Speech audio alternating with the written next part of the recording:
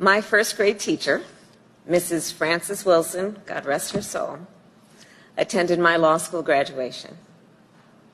She taught our first grade class with 2 teacher's aides and 22 students in the classroom. And she instilled in me a deep belief in the importance and significance of public education that I carry with me to this day. If we are going to fulfill our country's promise, we must be dedicated to a strong public education system. We must value it, we must strengthen it, and we must invest in it. Because one of the most important gifts a society can give its young people is the gift of a world-class education. We also know that right now our education system, as we have discussed, from early learning centers to colleges and universities, is reeling from this pandemic. Parents and educators are being stretched to their limits. And so are the cafeteria workers and the bus drivers and custodians and nurses who normally keep our schools running.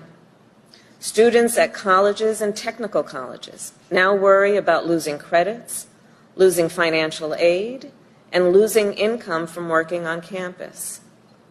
And all this disruption is taking a heavy toll on the mental health and well-being of our students of all ages who are at risk of falling behind.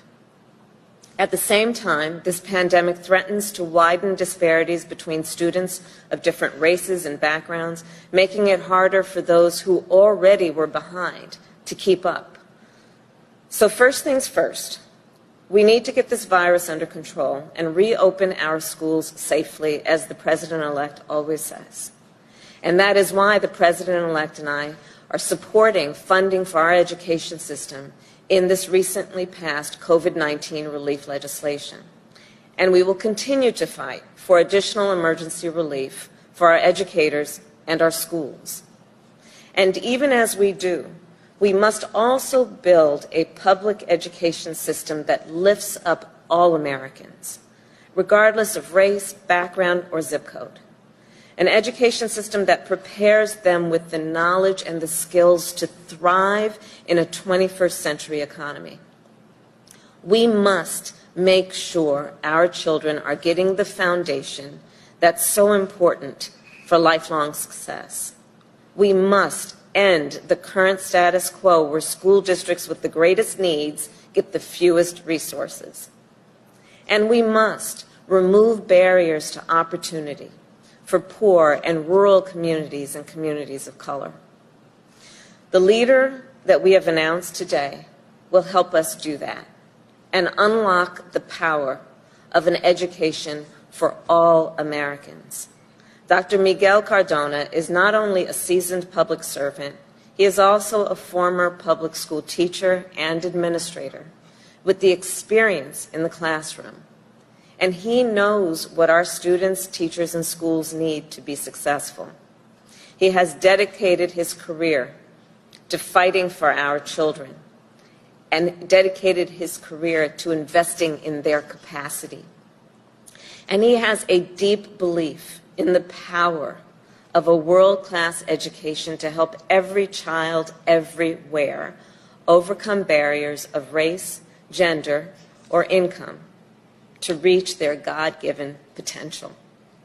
Dr. Cardona represents the very best of our nation, and he is the kind of leader America's students, educators, and families deserve.